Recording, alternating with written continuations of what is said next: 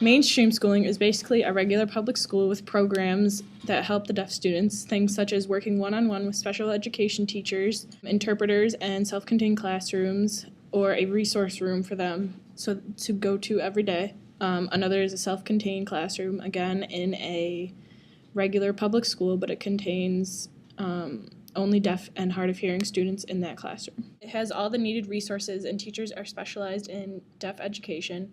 The third is residential schooling. This school is specially designed for the deaf. These kids can stay in dorms during the week and go home on weekends. For schools in New York State, there's St. Mary's School for the Deaf in Buffalo, Lexington School for the Deaf in Jackson Heights, Rochester School for the Deaf in Rochester, New York School for the Deaf in White Plains, and New York State School for the Deaf in Rome. There is Here to Learn, OCM BOCES program for the deaf and hard of hearing, North Syracuse Early Education Program, Homey Incorporated, Lord's Camp, Aurora for Central New York, Trade Center / Project Adapt Learning Library, Newborn Hearing Direction Center, and the Exceptional Family Resources.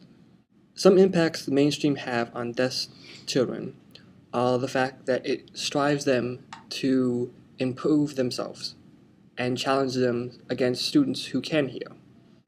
They give them the sense of not having to worry about being treated different and the chance to excel. Many students prefer this because they don't like the handicap that they get of being treated differently or wondering if they will get better grades because the teacher may feel a bit of sorry or may focus too much on them. The impact on the deaf culture, however, is there's not enough influence that a mainstream school can give to a student who is deaf, because they do not have the time or the resource that a self-contained school would have. Self-contained schools tend to focus more on the students individually to give them more time, while the mainstream schools give the time to all the students, which many deaf students prefer that because that gives them the chance of being equal to someone who can still hear. On the contrary, the mainstream schools can hurt deaf culture because they do not have the time or the research to provide as a self-contained program can.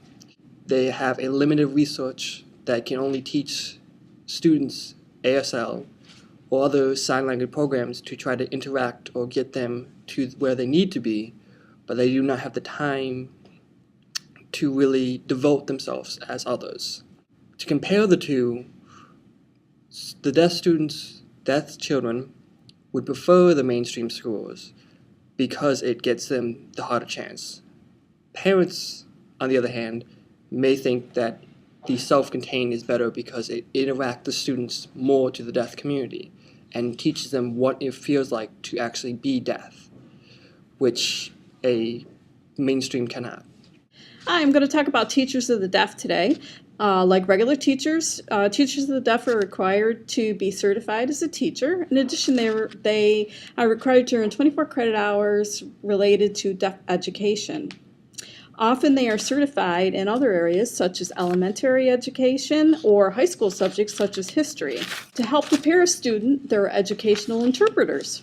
These interpreters support the educational goals and outcomes of the student. They have a big responsibility, for they transfer the spoken word to the student in all subjects as well as all the sounds and communication in the classroom. Educational interpreters are regulated by each state. At this time, they are not required to have a degree. A couple of states are implementing to have an actual educational interpreter degree, a BA in educational interpreting. But at this point, it is not a requirement. Most states rely on the Educational Interpreters Performance Assessment, EIPA. A score of 3.5 or more is acceptable to be an educational interpreter. A deaf child with an unqualified interpreter would not get as good of an education as they would with an interpreter who is qualified. Because the education is filtered through another person, if that person can't express what the child needs to learn, then the child will not be able to learn from that interpreter. Mainstream schools and residential schools both have many pros and cons. Some pros of a mainstream school are the competition it causes, the fact that deaf students are better acclimated to the hearing world, and the fact that deaf children feel like they belong in the world. Some cons of mainstream schools are the fear of being left out or being made fun of and the feeling of isolation. Some pros of residential schools are that they have staff that are better able to teach them, the students feel more in tune with the deaf community, and they are able to realize their true deaf identity. The cons that come with residential school are that there is no competition with hearing children and that they might not be totally prepared for life in the hearing world. In a mainstream school setting, a deaf person has as many opportunities as a hearing person. They're able to participate in all the many different activities at their school that they attend.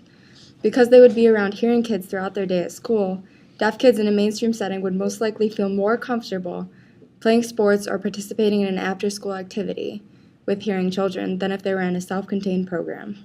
In a self-contained program, there would be opportunities available from the school, wherever the program is. However, it might be harder for a child to access sports or activities due to communication barriers set up by being in a self-contained program. In a residential school, there may not be such a variety of activities and sports that there would be in a mainstream school.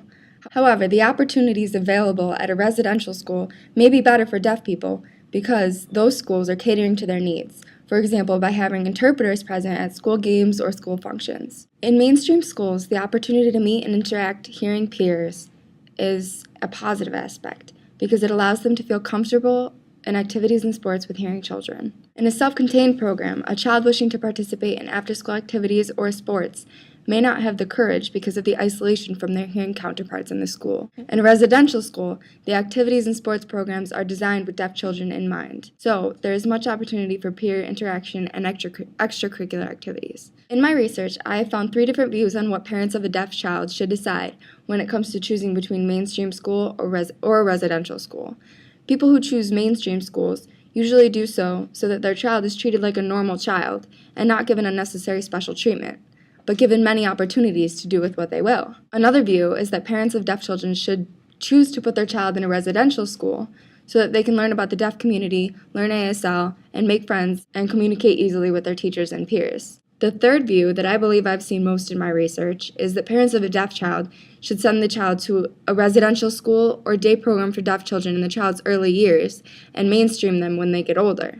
This view is taken by so many people because it gives the child the base of knowledge of what the deaf community is all about. At a young age, they're given a basis so that when they get older and go into a mainstream school, they understand ASL and are more aware about themselves. That way they can be more outgoing in a mainstream school, make friends easier, and communicate with the help of an interpreter with ease.